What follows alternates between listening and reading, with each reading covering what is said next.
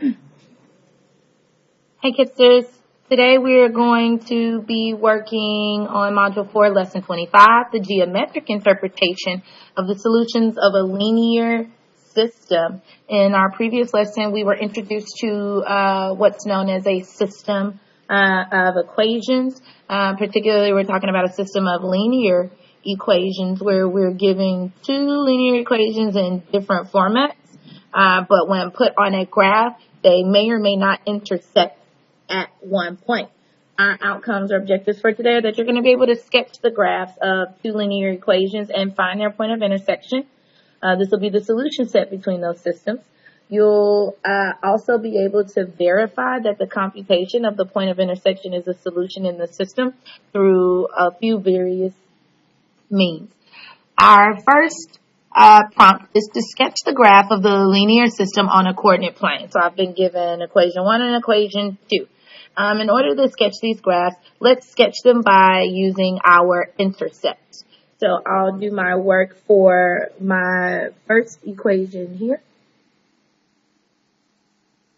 And I'll solve for my y-intercept. So I know when I'm solving for my y-intercept that my x value equals 0. So I've rewritten the equation like I've been given. I want to write the equation again, except now where I see an x, I'm going to substitute the 0. And I end up with 12 on my right-hand side. 0 is going to go away once I go into step 3 of doing some computation. So I'm left with 2y equals 12. Our goal is to get the y by itself, so I want to use the division property of equality to divide both sides by 2, and I'm left with y equals 6. So that's my first known point that I can plot. I can plot that my y-intercept is at 0 and 6. Go ahead and do the work for your x-intercept.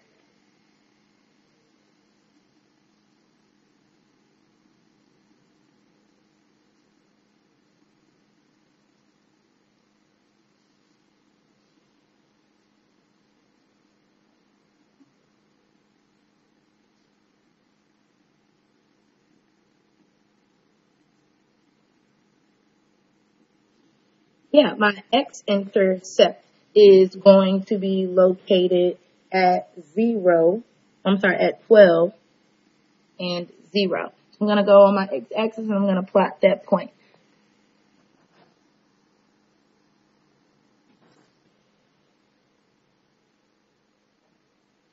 Remember, the goal of plotting 2 points is to be able to connect them to form the equation of that line.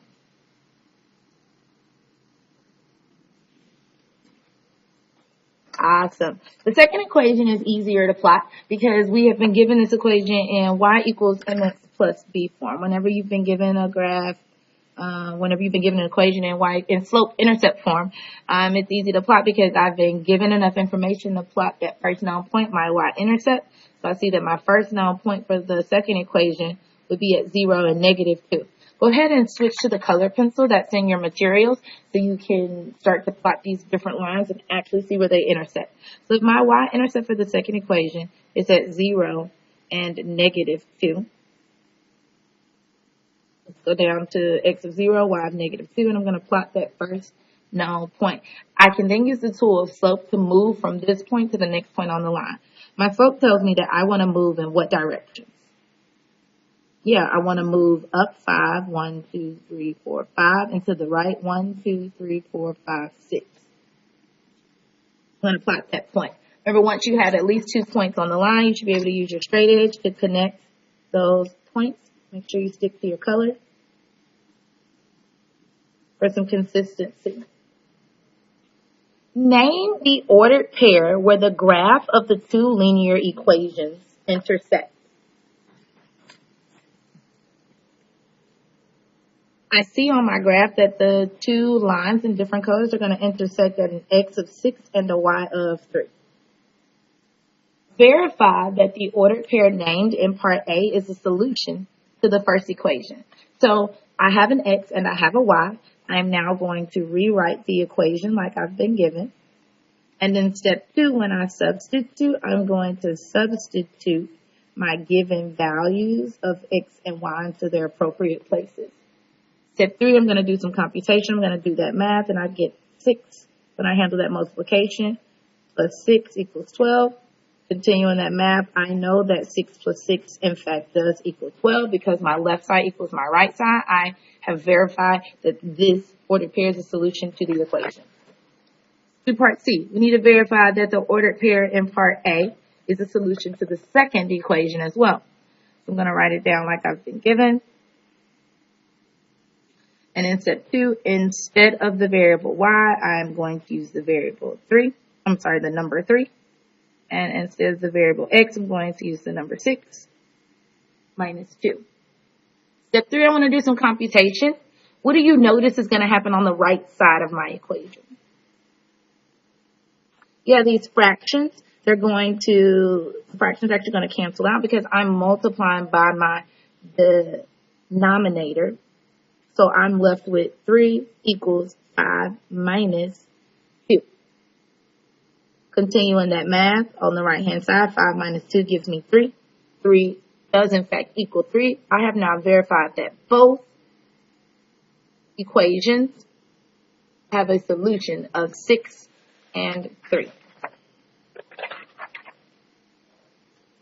Look at part D. Could the point 4, be a solution to the system of linear equations? That is, would 4 make both equations true? Why or why not? Well, let's explore our graph a little bit. Let's find the order pair 4 and 4. Is there a line, is there an equation on the graph that 4 is a solution set for? My line's off a little bit, but I can tell that 4 appears to be a solution for the blue line. My blue line is 2y plus x equals 12. Let's verify that on the back-hand side. So I have 2x plus y equals 12. I know that I can verify this by plugging in my ordered pair.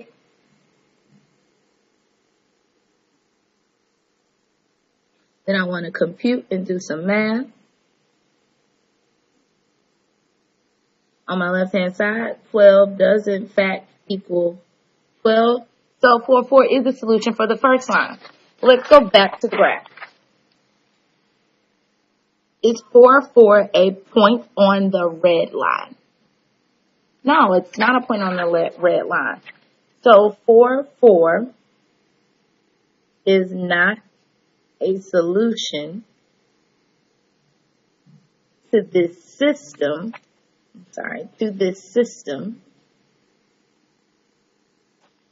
Because it is not on both lines.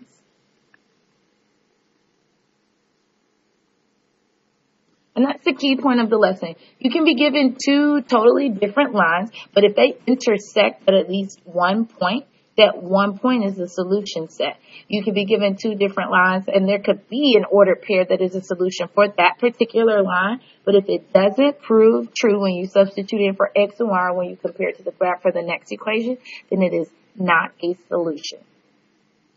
Go ahead and try number 2 on your own. Type your answer in the boxes as they pop up.